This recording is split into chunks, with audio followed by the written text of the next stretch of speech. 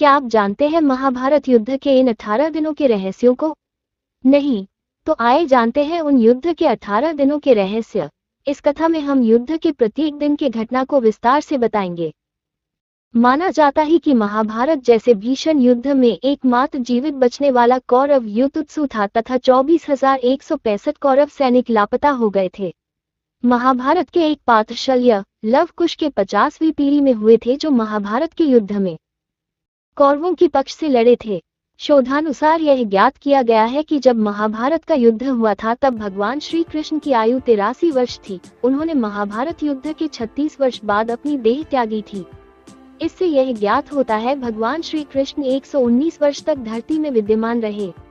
उन्होंने द्वापर युग के अंत एवं कलयुग के आरंभ में दोनों की संधि के समय अपना मनुष्य शरीर त्यागा। ज्योतिषीय गणना के अनुसार कलयुग का आरंभ शक संवत से 3176 वर्ष पूर्व की चैत्र शुक्ल एकम प्रतिपदा को हुआ था। वर्तमान में 1936 शक संवत है। इस प्रकार कलयुग को आरंभ हुए 5112 वर्ष हो गए हैं। इस प्रकार भारतीय मान्यता के अनुसार श्री कृष्ण विद्यमानता या काल शक संवत पूर्व 3263 की भाद्रपद कृ 8 बुधवार के शक संवत पूर्व 3144 तक है। भारत का सर्वाधिक प्राचीन युधिष्ठिर संवत, जिसकी गणना कलयुग से 40 वर्ष पूर्व से की जाती है, उक्त मान्यता को पुष्ट करता है। कलयुग के आरंभ होने से 6 माह पूर्व मार्गशीर्ष शुक्ल 14 को महाभारत का युद्ध का आरंभ हुआ था, जो 18 दिनों तक चला था। आओ जानते हैं महाभारत युद्ध के 18 दिनों के रोचक घटनाक्रम को। महाभारत युद्ध से पूर्व पांडवों ने अपनी सेना का पड़ाव कुरुक्षेत्र के पश्चिमी क्षेत्र में सरस्वती नदी के दक्षिणी तट पर बसे समंत तीरथ के पास हिरण्यवती नदी के तट पर डाला। कौरवों ने कुरुक्षेत्र के दक्षिणी भाग में वहां से कुछ योजन की दूरी पर एक समतल मैदान में अपना पड़ाव डाला। पांडव और कौरवों दोनों के शिविरों में उत्तम व्यवस्था का इंतजाम किया गया था। उनके हजारों शिविरों में से अनेक शिविर में प्रचुर मात्रा में खाद्य सामग्री भरी पड़ी थी। घोड़ों, हाथी एवं रथों की व्यवस्था थी तथा कुछ शिविर अस्त्र शस्त्र, शंख तथा अन्य युद्ध में प्रयोग होने वाली वस्तुओं से भरी पड़ी थी। वध और शिल्पी भी इन शिविरों में वेतन पर रखे गए थे। कौरवों की ओर से ये योद्धा लड़े थे भीष्म, द्रोणाचार्य, कृपाचार्य, कर्ण, अश्वत्थामा, मद्रनरेश, शल्य, भूरिश्वा, अलम्बुश, कृतवर्मा, कलिंगराज, श्रुतायुध, शकुनी, भगदत्त, जयद्रथ, विंद, काम्बोजराज, सुदक्षिण, बृहद्वल, दुर्योधन व उसके 99 भाई सहित अन्य हजारों योद्धा।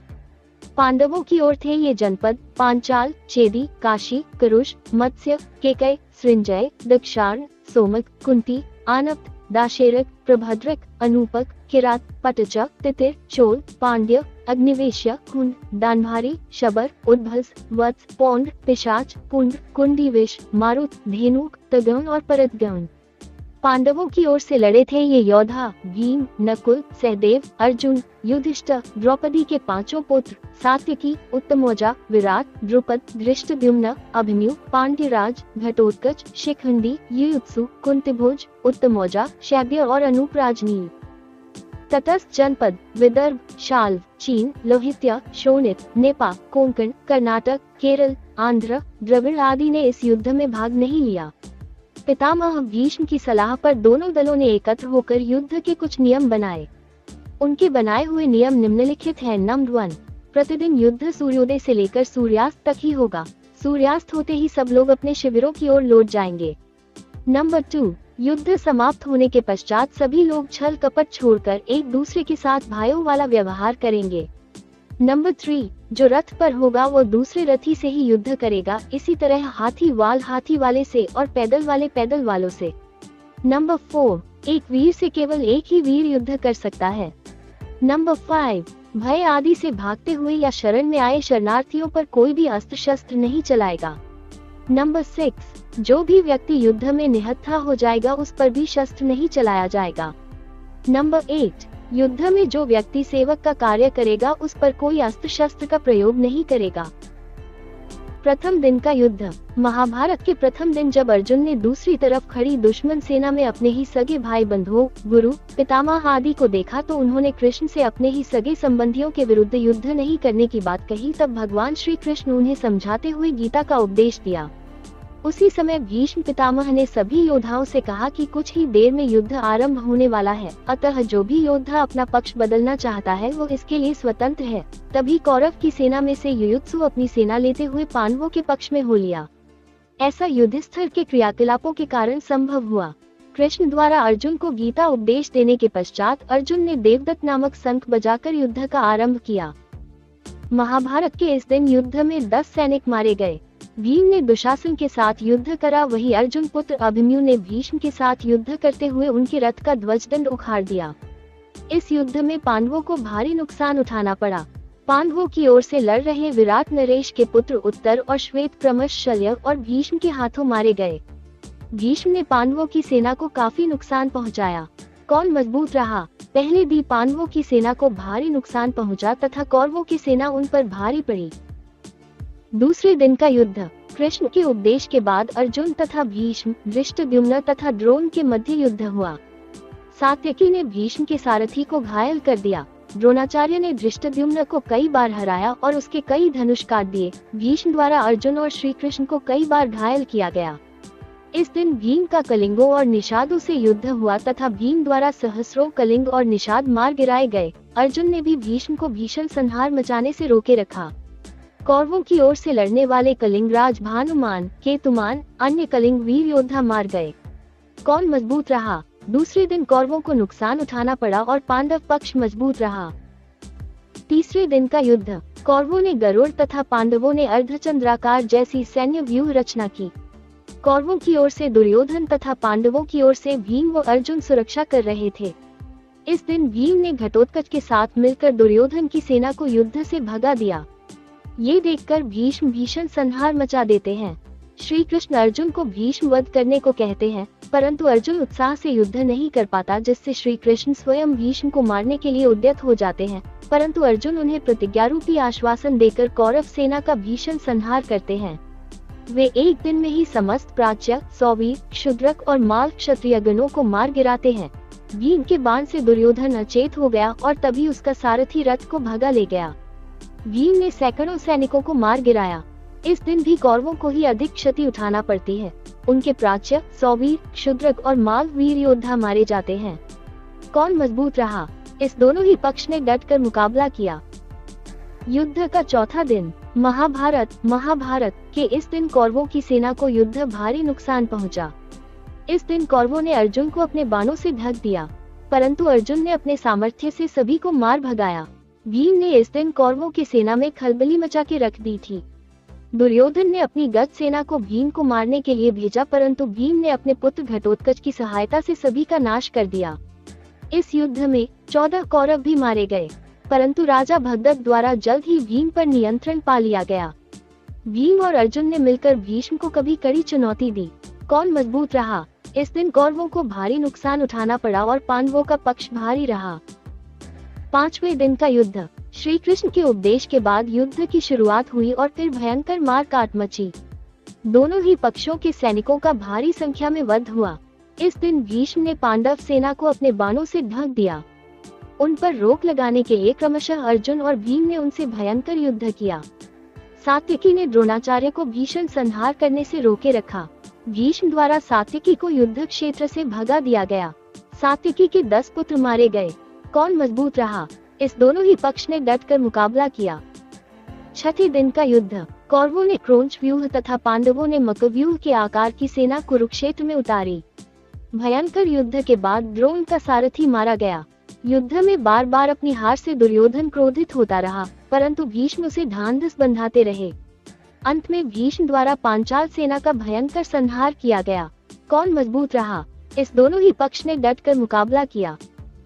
सातवें दिन का युद्ध। महाभारत के 7वें दिन कौरवों ने मंडलाकार व्यूह की रचना करी और पांडवों ने व्रज व्यूह की रचना बनाई। मंडलाकार में एक हाथी के पास 7 रथ, एक रथ की रक्षार्थ 7 अश्वारोही, एक अश्वारोही की रक्षार्थ 7 धनुर्धर तथा एक धनुर्धर की रक्षार्थ 10 सैनिक लगाए गए थे।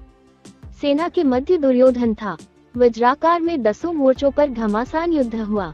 महाभारत के इस दिन अर्जुन अपनी युक्ति से कौरव सेना में भगदड़ मचा देता है।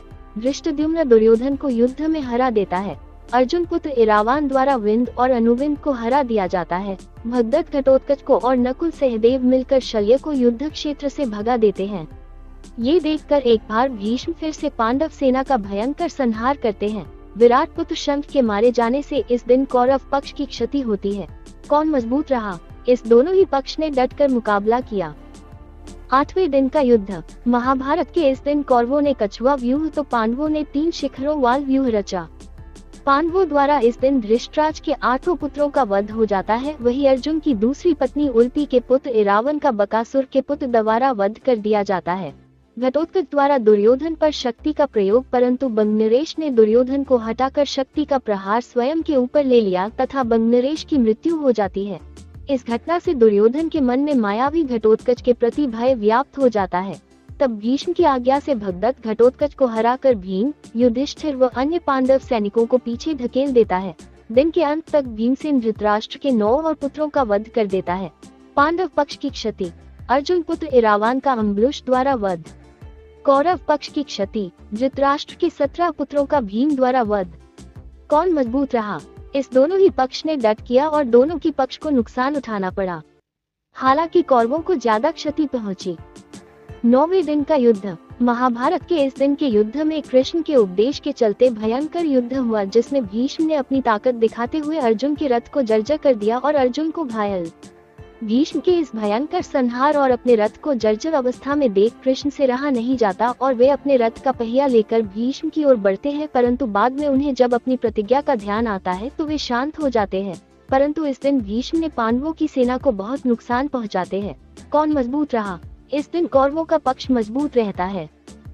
महाभारत के इस दिन भीष्म द्वारा बड़े पैमाने पर पांडवों की सेना को मार देने से घबराए पांडव पक्ष में भय फैल जाता है। तब श्री कृष्ण के कहने पर पांडव भीष्म के सामने हाथ जोड़कर उनसे उनकी मृत्यु का उपाय पूछते हैं। भीष्म कुछ देर सोचने पर उपाय बता देते हैं। इसके बाद भीष्म पांचाल तथा मत्स्य सेना का भयंकर संहार कर देते हैं। फिर पांडव पक्ष युद्ध क्षेत्र में भीष्म के सामने शिखंडी को युद्ध करने के लिए लगा देते हैं। युद्ध क्षेत्र में शिखंडी को सामने डटा देखकर भीष्म ने अपने अस्त्र त्याग दिए। इस दौरान बड़े ही बेमन से अर्जुन ने अपने बाणों से भीष्म को छेद दिया। भीष्म बाणों की शरशैया पर लेट गए। भीष्म ने बताया कि वे सूर्य के उत्तरायण होने पर ही शरीर छोड़ेंगे, क्योंकि उन्हें अपने पिता शांतनु से इच्छा मृत्यु का वर प्राप्त है। पांडव पक्ष की क्षति। शतानी कौरव पक्ष की क्षति। भीष्म कौन मजबूत रहा? पांडव। 11वें दिन का युद्ध। महाभारत के इस दिन भीष्म के शरशैया में लेटे पर गुरु द्रोण को कौरवों द्वारा सेनापति नियुक्त किया जाता है। 11वें दिन सुशर्मा तथा अर्जुन, शल्य तथा भीम, सात्विकी तथा कर्ण और सहदेव तथा शकुनी के मध्य युद्ध हुआ।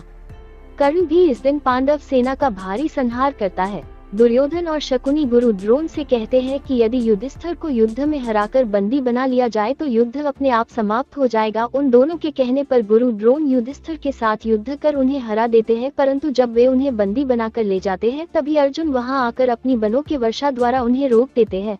नकुल भी युधिष्ठिर के साथ तथा अर्जुन के साथ हो जाने से कौरव उन्हें बंदी नहीं बना पाते। पांडव पक्ष की क्षति। विराट का वध। कौन मजबूत रहा? कौरव। 12वें दिन का युद्ध। कल के युद्ध में अर्जुन के कारण युधिष्ठिर को बंदी न बना पाने के कारण शकुनी व दुर्योधन अर्जुन को युधिष्ठिर से काफी दूर भेजने के लिए त्रिगत देश के राजा को उससे युद्ध कर उसे वही युद्ध में व्यस्त बनाए रखने को कहते हैं। वे ऐसा करते भी हैं, परंतु एक बार फिर अर्जुन समय पर पहुंच जाता है और द्रोण असफल हो जाते हैं। होता यह है कि जब त्रिगत अर्जुन को दूर ले जाते हैं तब सात्विकी युधिष्ठिर के रक्षक थे। वापस लौटने पर अर्जुन ने प्रागज्योतिषपुर पूर्वोत्तर का कोई राज्य के राजा भगदत्त को अर्धचंद्र को बाण से मार डाला। सात्विकी ने द्रोण के रथ का पहिया काटा और उसके घोड़े मार डाले। द्रोण ने अर्धचंद्र बाण द्वारा सात्विकी का सिर काट लिया। सात्विकी ने कौरवों के अनेक उच्च कोटि के योद्धाओं को मार डाला, जिनमें से प्रमुख जलसंधि, त्रिगतों की गज सेना, सुदर्शन, मलेच्छों की सेना, भूरिश्रवा, कर्णपुत्र प्रसन्न थे। युद्ध भूमि में सात्विकी को भूरिश्रवा से कड़ी टक्कर झेलनी पड़ी। हर बार सात्विकी को कृष्ण और अर्जुन ने बचाया। पांडव पक्ष की क्षति। द्रुपद कौरव पक्ष की क्षति। त्रिगत नरेश। 13वें दिन का युद्ध। महाभारत के इस दिन कौरवों ने चक्रव्यूह की रचना की।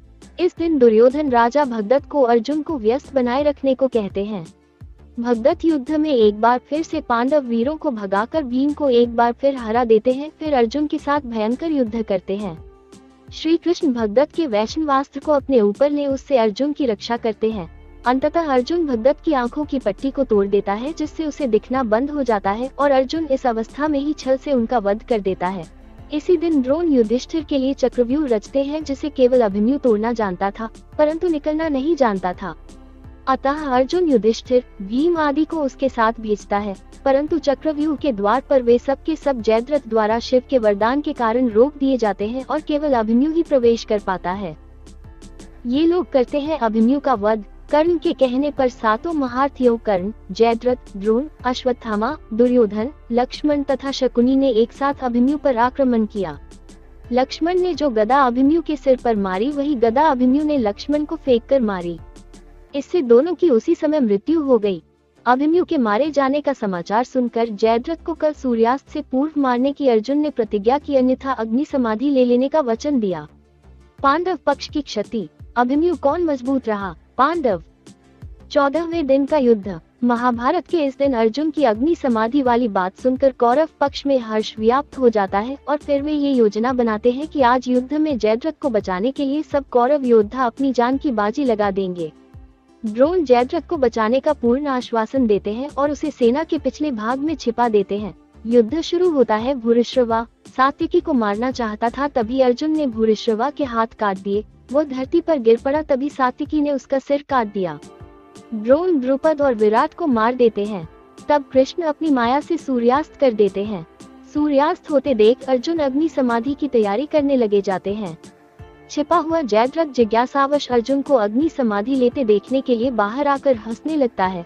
उसी समय श्री कृष्ण की कृपा से सूर्य पुनः निकल आता है और तुरंत ही अर्जुन सबको रौंदते हुए कृष्ण द्वारा किए गए क्षुद्र सूर्यास्त के कारण बाहर आए जयद्रथ को मारकर उसका मस्तक उसके पिता के गोद में गिरा देते हैं।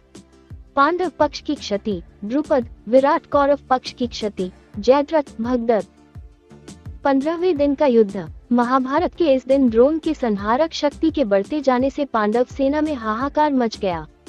पिता पुत्र ने मिलकर महाभारत युद्ध में पांडवों की हार सुनिश्चित कर दी। गुरु द्रोण के इस तरह पांडवों की सेना को अति शीघ्र नष्ट करते देख अर्जुन ने श्री कृष्ण से उपाय मांगा। तब श्री कृष्ण ने उपाय सुझाते हुए अर्जुन से कहा कि गुरु द्रोण को ये सूचना दो कि अश्वत्थामा मारा गया। गुरु द्रोण ये सुनते ही स्वयं अस्त्र शस्त्र छोड़ देंगे। इसके बाद भीम ने अश्वत्थामा नामक हाथी को मार दिया तथा ये सूचना गुरु द्रोण के कानों तक पहुंचाई। जब ये बात गुरु द्रोण को पता चली तो वे सर्वप्रथम युधिष्ठिर के पास गए और उनसे सच जानना चाहा। युधिष्ठिर ने कहा, हाँ अश्वत्थामा मारा गया है, परंतु युधिष्ठिर की पूरी बात कहने से पूर्व ही श्री कृष्ण ने शंख इतनी जोर से बजाए कि गुरु द्रोण सिर्फ ये सुन पाया कि अश्वत्थामा मारा गया। गुरु द्रोण के हथियार जमीन पर गिरते ही श्री कृष्ण ने उन पर अर्जुन से बाण चलने को कहा तथा कुछ पलों में है अर्जुन ने गुरु द्रोण को अपने बाणों से भेद डाला और इस तरह गुरु द्रोण का वध हो गया। कौरव पक्ष की क्षति। द्रोण। कौन मजबूत रहा? पांडव। 16वें दिन का युद्ध। महाभारत के इस दिन द्रोण के छल से वध किए जाने के बाद कौरवों की ओर से कर्ण को सेनापति बनाया जाता है। कर्ण पांडव सेना का भयंकर संहार करता है और वह नकुल व सहदेव को युद्ध में हरा देता है, परंतु कुंती को दिए वचन को स्मरण कर उनके प्राण नहीं लेता। फिर अर्जुन के साथ भी भयंकर संग्राम करता है। दुर्योधन के कहने पर कर्ण ने अमोघ शक्ति द्वारा घटोत्कच का वध कर दिया। यह अमोघ शक्ति कर्ण ने अर्जुन के लिए बचाकर रखी थी, लेकिन घटोत्कच से घबराए दुर्योधन ने कर्ण से इस शक्ति का इस्तेमाल करने के लिए कहा। यह ऐसी शक्ति थी जिसका वार कभी खाली नहीं जा सकता था। कर्ण ने इसे अर्जुन का वध करने के लिए बचाकर रखी थी।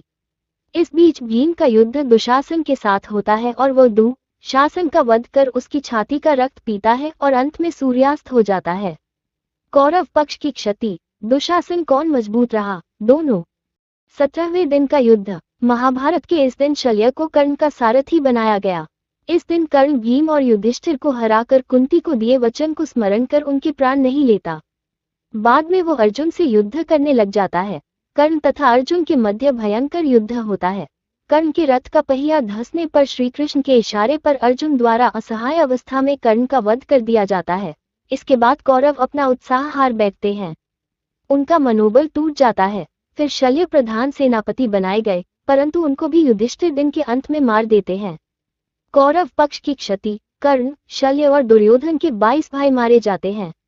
कौन मजबूत रहा? पांडव। 18वें दिन का युद्ध। 18वें दिन कौरवों के 3 योद्धा शेष बचे, अश्वत्थामा, कृपाचार्य और कृतवर्मा। इसी दिन अश्वत्थामा द्वारा पांडवों के वध की प्रतिज्ञा ली गई। सेनापति अश्वत्थामा तथा कृपाचार्य के कृतवर्मा द्वारा रात्रि में पांडव शिविर पर हमला किया गया। अश्वत्थामा ने सभी पांचालों, द्रौपदी के 5 पुत्रों, धृष्टद्युम्न तथा शिखंडी आदि का वध किया। पिता को छलपूर्वक मारे जाने का जानकर अश्वत्थामा दुखी होकर क्रोधित हो गए और उन्होंने ब्रह्मास्त्र का प्रयोग कर दिया, जिससे युद्ध भूमि शमशान भूमि में बदल गई।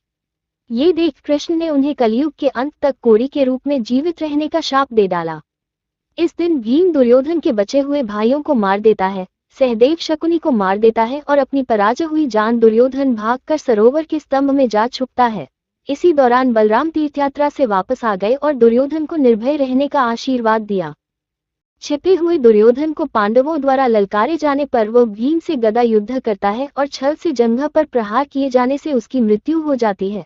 इस तरह पांडव विजयी होते हैं। पांडव पक्ष की क्षति। द्रौपदी के 5 पुत्र, धृष्टद्युम्न, शिखंडी। कौरव पक्ष की क्षति। दुर्योधन कुछ यादव युद्ध में और बाद में गांधारी के शाप के चलते आपसी युद्ध में मारे गए। पांडव पक्ष के विराट और विराट के पुत्र उत्तर, शंख और श्वेत। सात्यकी के 10 पुत्र, अर्जुन पुत्र इरावान, द्रुपद। द्रौपदी के 5 पुत्र, धृष्टद्युम्न, शिखंडी। कौरव पक्ष के कलिंगराज भानुमान, केतुमान। अन्य कलिंग वीर, प्राच्य, सौवीर, क्षुद्रक और मालवीर। कौरवों की ओर से धृतराष्ट्र के दुर्योधन सहित सभी पुत्र, भीष्म, त्रिगत, नरेश, जयद्रथ, भगदत्त, द्रोण, दुशासन, कर्ण, शल्य आदि सभी युद्ध में मारे गए थे। युधिष्ठिर ने महाभारत युद्ध की समाप्ति पर बचे हुए मृत सैनिकों का, चाहे वे शत्रु वर्ग के हों अथवा मित्र वर्ग के, दाह संस्कार एवं तर्पण किया था। इस युद्ध के बाद युधिष्ठिर को राज्य, धन, वैभव से वैराग्य हो गया। कहते हैं कि महाभारत युद्ध के बाद अर्जुन अपने भाइयों के साथ हिमालय चले गए और वहीं उनका देहांत हुआ।